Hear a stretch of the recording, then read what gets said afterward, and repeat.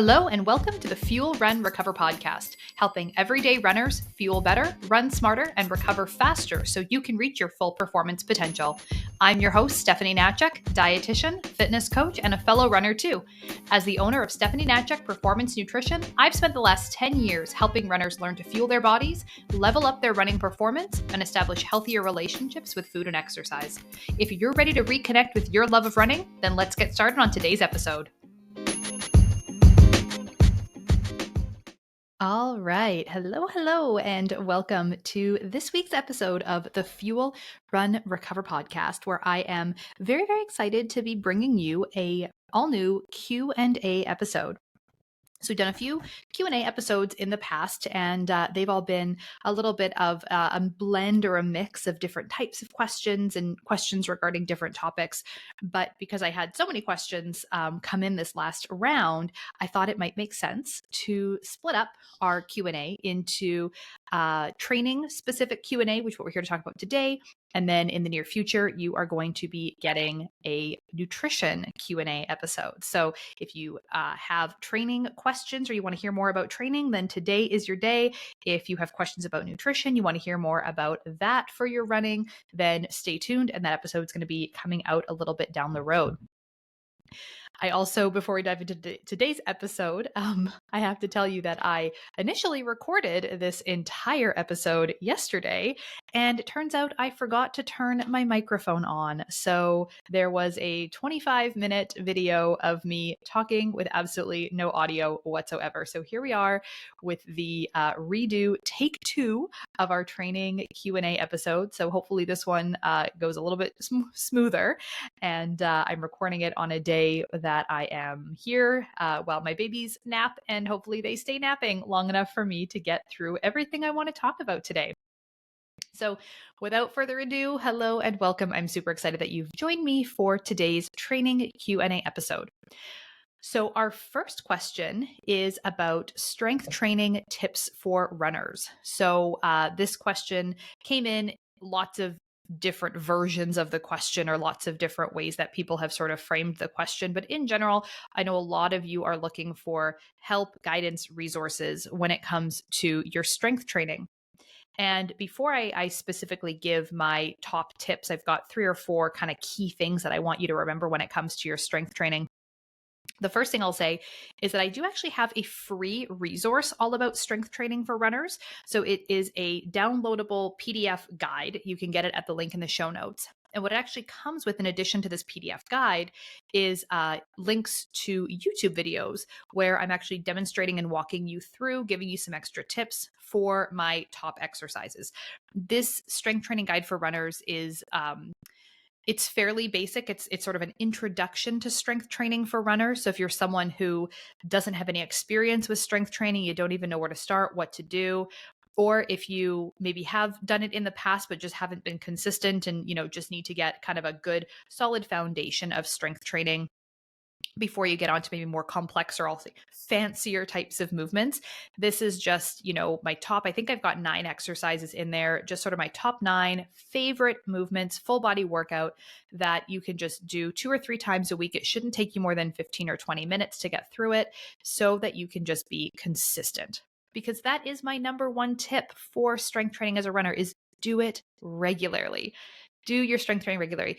Don't wait until you're forced to do it because you're injured. You have to take time off. You're seeing a physiotherapist or an athletic therapist, and they're like, hey, here are your exercises. So you do them for a few weeks. And then once you can run again, you ditch the strength training, go back to doing what you were doing before. Next thing you know, you're injured again, and just, kind of rinse and repeat that cycle. By incorporating strength training into your running, treating it as something that is as important as everything else that you do with your running. You wouldn't skip your long run every week as you're getting ready for a race. You wouldn't not do your speed work. You wouldn't forget, hopefully, you wouldn't forget to not fuel before, after. You wouldn't not drink water all day. These critical things, strength training should be on that list. Honestly, it doesn't have to be that much either. We sort of sometimes think about strength training as this additional massive burden that's over and above the mileage that we're doing. But really, it only needs to be 15 or 20 minutes, 2 or 3 times a week. And I say this with absolute confidence that every runner out there would be better off running that 15 or 20 minutes less those 2 or 3 days a week and spending that time doing some strength training than just running those additional miles. So if you are like, Steph, I am completely maxed out on my time that I have for training. I'm busy. I've got a job. I've got kids. I've got school. I've got, so much going on that the time that I have to run is the only time that I have. Like, I don't have additional time in the day to also get in 15 or 20 minutes of strength training 2 or 3 times a week. It's just not reasonable for me. I would rather you run 15 or 20 minutes less a couple times a week and spend that time on strength training than spend all of that time running. I know it sounds nuts, but it is so beneficial to include strength training as part of your regular programming all throughout the year, all throughout your different training cycles. The only time we're not doing a lot of strength training is right at the end of our taper. And then, of course, as part of our, recovery immediately post race. But during our base building, during our off season, during our race training cycles, all of those things, strength training should be part of it. And, the reason is because the benefits of strength training are many, but we only get those benefits if we are consistent, right? We only get the benefits if we are consistently, progressively overloading our muscles. And this phrase, progressive overload, is all about consistently forcing our muscles to get stronger because we are forcing them, making them do progressively more difficult things. This is going to be lifting a little bit heavier, right? Every week, every couple of weeks, you're lifting a little bit more weight, a little bit more weight, a little bit more weight. We're not jumping from, doing 10 pounds to 50 pounds for, a squat or a lunge or a bench press or something like that. Instead, we're increasing that by maybe 2 pounds, 5 pounds, just a little bit at a time, week after week, session by session. Or it might be that we're doing a few more reps, a few more repetitions of each exercise as we go. So we're going to be progressively overloading our muscles, stimulating them to get stronger, and we can only do this if we are consistent.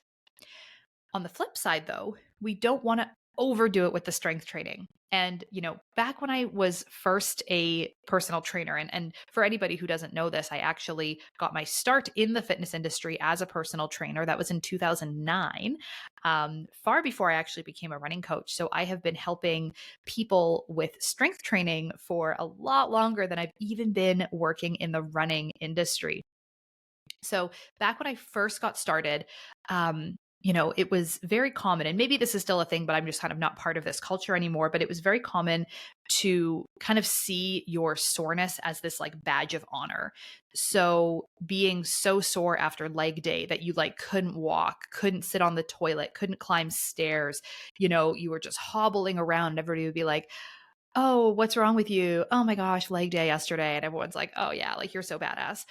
I don't know if that's still kind of, how some people view it, but that was certainly a really big thing back when I was first getting started in this field. And that is actually not good.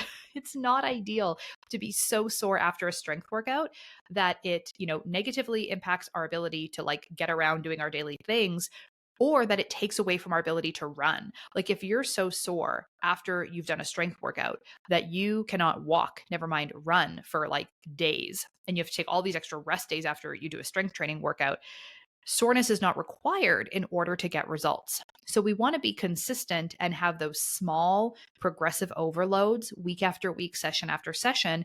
We're not once in a blue moon doing a really, really hard, intense strength workout that is just putting us totally down for the count for days afterwards.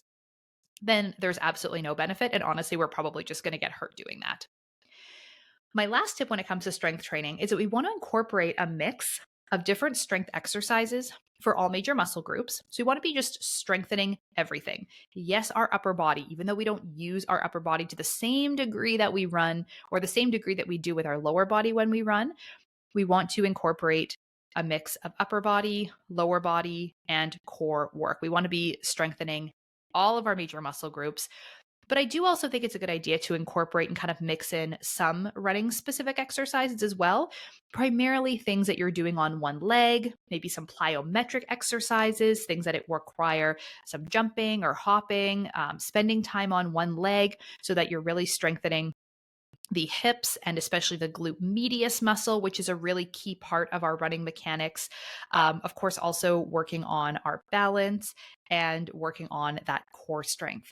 So we don't need to do like, you don't need to seek out only strength training specifically for runners, because our basics of like squats, lunges, deadlifts, push-ups, rows, all of that stuff is still really, really important, really, really great for you as a runner. But I do also think it's great to sort of sprinkle in some things that are a little bit more running and sports specific as well. But again, it doesn't need to be overwhelming. It doesn't need to be a lot. 15 to 20 minutes, 2 or 3 times a week. And like I mentioned, you can actually get my free strength training guide for runners by clicking on the link in the show notes and get your copy of that. And if you have questions, you always can reach out to me. I'm always happy to have a further conversation about strength training and, of course, set you up with a custom coaching plan as well. So, our next question is, can you base build for too long? And this is such a good question because we talk about how important it is to base build, going through a base building phase, having a base building phase as part of your training plan. But what happens, if your race is a year out, right? And especially with a lot of these races nowadays that are very, very large, have lotteries, where you might know way far in advance, a year, sometimes even more than a year in advance, that you're running a specific race. So, in terms of base building, you might know that you don't want to start your race training cycle until you're maybe 3, 4 months out or something like that. But then what do you do in the meantime? And so I thought this was such a good question about kind of what are you doing in the months leading up to actually starting that training cycle? And are you considering that you're base building for that entire duration? So there's kind of two parts to this question that I want to answer. The first is that, no, you can't base build for too long, in that you are increasing or finding your base mileage. So we all can have, as runners, a base mileage, which is just a number of miles or kilometers per week or a number of minutes you run per week. That is just what you consistently maintain throughout the year. So you're going to, increase that as you're getting ready for a race. You're going to decrease that a little bit as you taper or go through a little bit of an off season. But for the most part, you have this sort of foundation of running, this base mileage that you just consistently run almost all year round. That base mileage can be very different for different runners. And I'll say more experienced runners, or sometimes even faster runners, not always, but sometimes faster runners or more elite runners, have a higher base mileage than the rest of us. And so how much mileage you keep as your base is going to depend on, how much free time you have to run, how often you like to run, how fast your easy pace happens to be, and of course, how much recovery time you need. So it's the frequency, the duration, the intensity, all of those things are going to play a role in what your base mileage looks like. Having a base mileage that you run is going to help you maintain your fitness and then have your body prepared for larger volumes or more intensity that comes along with race prep.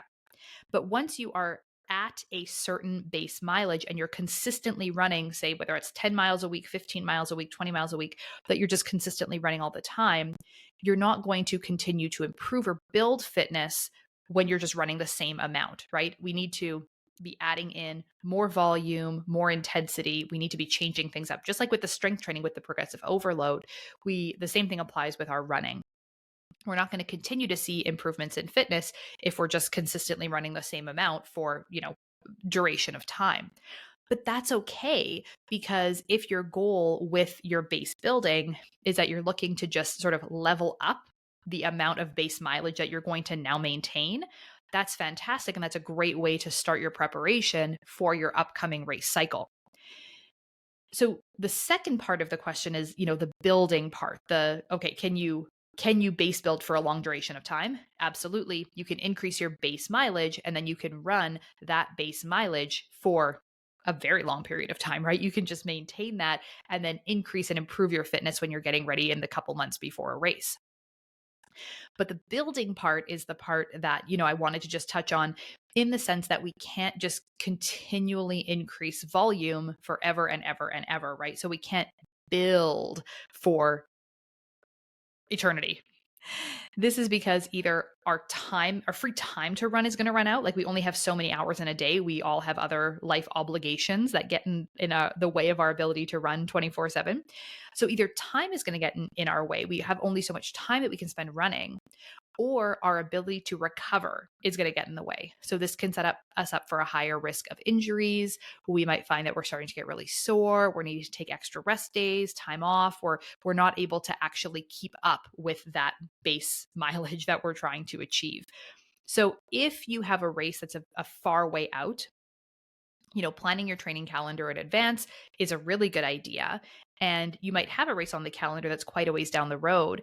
So before you start your race training cycle, then this is when we want to think about, okay, what base volume do I want to get to and then sort of maintain for a period of time, work up slowly, work up to that, and then, maintain that for the months until you actually start that race training cycle. So you technically are in a base building phase because you are building your aerobic base, but you are not building your volume and building your mileage forever and ever and ever. So that really leads in quite well to our next question, is that if you're injury prone or returning from an injury, how much extra time should you take before a race? How much extra time should you give yourself before a race if you know that you have had issues with injuries in the past? There's a lot of questions and sort of specifics, and it depends on a lot of factors here, but I can give you kind of some general information or general advice on the topic.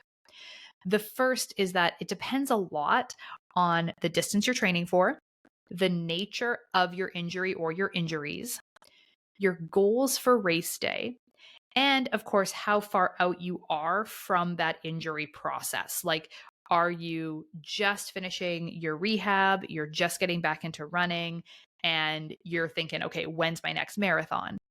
Or are you just getting back into running and you're like, okay, I would like to run a 5K at some point in the coming future. So a lot of it really depends on some of those factors.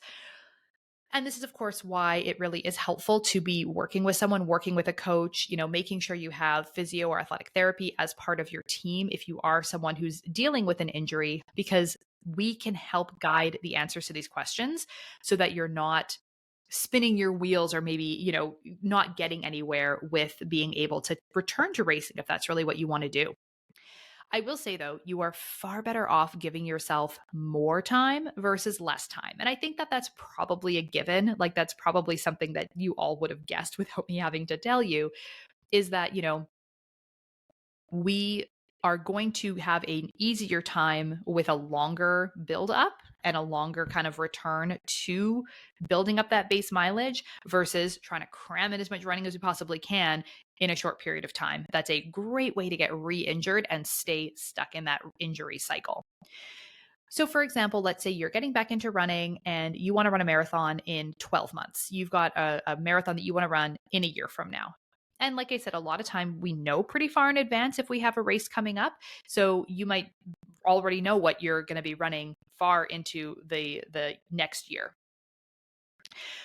What we want to do, how we want to approach this is not to just be base build. We don't want to dive into a race specific training plan too early, in that we don't want to be increasing our volume, increasing our intensity too soon. Like we don't need to start incorporating 15, 20-mile long runs into our plan when our marathon isn't coming up for another 12 months. Unless you're the type of runner who is, has a very high base mileage that you're comfortable running, in which case, maybe 15 miles isn't taking you that long. Maybe you're a very fast runner, 15 miles isn't taking you that much time. And that is very well within the context of your comfortable base mileage. But I will say that's not the norm for most people. Like 15 miles for the vast majority of runners is in fact a very long run, and that is okay. So the first thing we want to focus on is we want to focus on the frequency that we can comfortably and safely run without getting injured. So if say right now you're maybe starting from zero and you're getting back from an injury or something like that, you want to first be looking at running more days per week, not every single day of the week. Like our goal isn't to be running, 7 days a week, or for a lot of people, even 6 days a week is a lot. But you want to be focusing on running more often before you're adding a lot of volume to those individual days. So you are better off running 4 or 5 days a week and keeping those runs a little bit shorter. So you're getting the recovery time in between versus running only 2 days a week and doing very long runs on those 2 days. So the first thing we want to focus on as we build up and get ready for that race down the road is to look at our running frequency. Once we've built up a specific running frequency, again, that might be 4 days a week, that might be 5 days a week of running that you're comfortable with, you're not getting injured, you are maintaining that base mileage and, your fitness and all of that great stuff, then we can increase volume or intensity kind of one at a time. So, for example, you might get to a certain base mileage. You might start with a base building phase where you're getting up to a specific mileage that you're going to maintain. Then from there, you might do a next phase of your training, a race, or not a race cycle, but a training cycle that is working on speed. So, in addition to doing mostly easy running, again, we're always doing mostly easy running, even if our focus for a period of time is going to be getting faster. We're going to add intensity to the next stage of our training by adding in maybe 1 or 2 workouts per week. And these workouts can vary. It can be, shorter, faster intervals. It could be tempo runs. It could be spending some time, you get a warm up in, and then you're spending some time in zone 4 for a little bit, and then a rest, and then a little bit more time. We can do longer intervals. We can do shorter intervals. We can do more intervals. We can do fewer intervals. You might add some hill training in there. There's endless ways that we can do a workout as a runner. And of course, a lot of this just depends on what your goals are, what you're working towards, what other types of training you've done in the past, and all of that stuff. There's so many variables here. Then after we spend a block of time, and again, that might be, 3 months, it might be 4 months, the 12, 16 weeks or something like that, focusing on speed and intensity. Then from there, we might start building up our volume towards that marathon. So we've spent, maybe 3 or 4 months doing our base build. Then we've spent 3 or 4 months doing our speed work and adding in that intensity. Then our final 3 or 4 months before that marathon is going to be the volume build towards the goal race. So you can see that, we are for this whole 12-month period of time, we're getting ready for this marathon, but we're breaking that down into specific blocks or chunks of time that we're focusing and working on different things. This concept is called periodization of your training. So you're working towards this big goal, but you're going step by step towards it. You're not just adding in a bunch of volume, a bunch of intensity, like doing all the things at once, because that is how we get injured, and that is how we end up not being able to consistently train for the 12 months leading up to that race.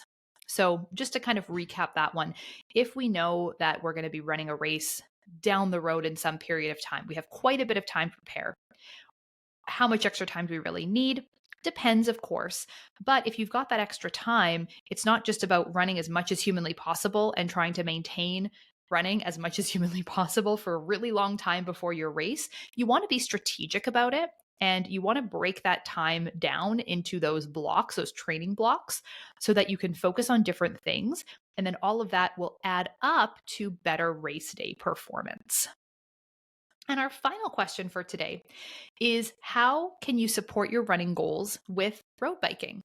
Would you substitute this for an easy run per week? Would you do it just for time? How can you use road biking to really support what you're trying to accomplish with your running?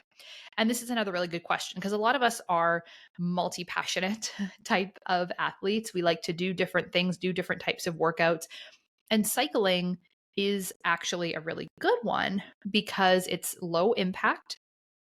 It's really good to use as, really anything between, you can do a zone 2 workout. You can use it as kind of cross training in that aerobic capacity, or you can do like workouts using your bike and definitely get your heart rate up and get some intensity in there. It uses slightly different muscles compared to running, but there is some crossover, but you just get a little bit of a different muscular development while still getting in aerobic activity. So you can use biking as a cross training workout 1 or 2 days per week. However often you do your cross training, biking is a fantastic one. Or if you also want to be doing bike races, what I would recommend is really, again, looking at periodizing your training. So you're focusing on more biking versus more running versus more running and more and less biking at different times of the year. So when you're getting ready for a bike race that's coming up, you're going to maybe do a little bit more biking to prepare for that, a little bit less running. Then if you've got a running race coming up, you're going to switch gears a little bit. You're going to spend a little bit more time running versus biking. So it can really ebb and flow depending on what's happening with your other training. But I will say that, if you are currently working towards a goal running race, then the running should be your focus for that chunk of time.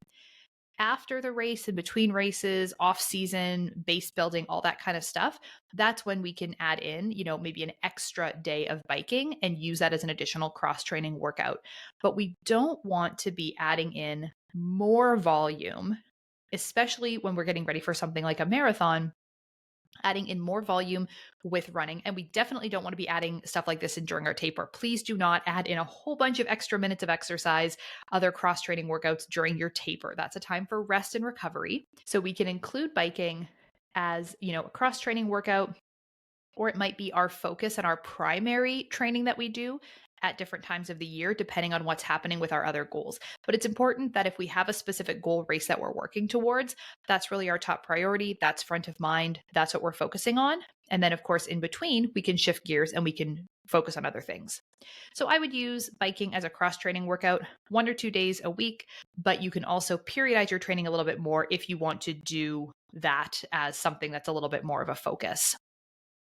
And if you really can't make up your mind, if you love running, if you love biking and you want to do both all the time, and it's something that you're really passionate about, then maybe you need to add swimming in there and become a triathlete. Maybe at heart, you are actually a triathlete, and then you can bike and run until your heart is content. So that is how I would use biking to support running goals. We want to be mindful of, adding it in as cross training. It's great for adding in more volume, more low impact volume, good for things like active recovery, but we don't want it to be competing with our running, especially when we're doing things like tapering or in a race training cycle.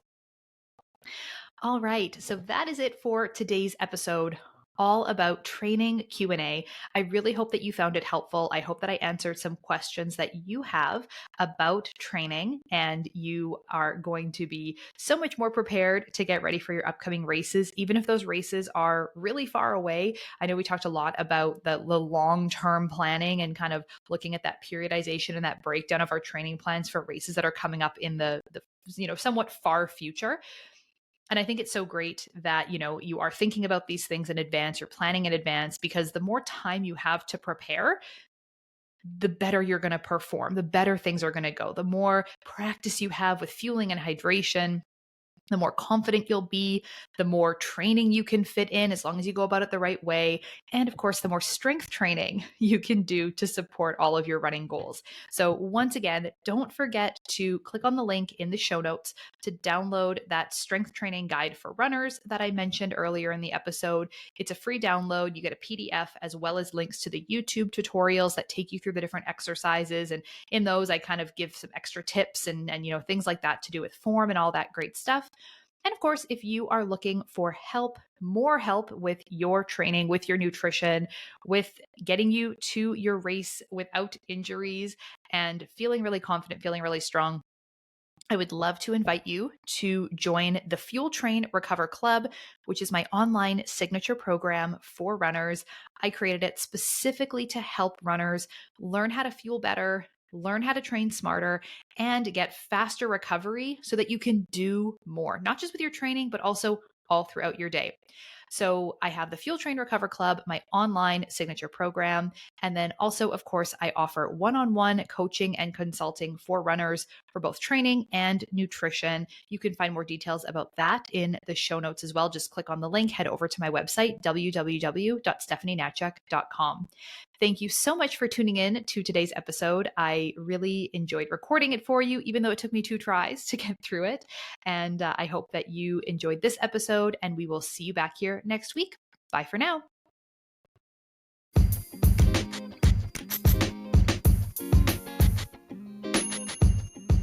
The information on this podcast is for educational purposes only and is not to be used or relied upon for the diagnosis or treatment of any health condition. This information does not create a client-practitioner relationship and should not be used as a substitute for professional medical advice.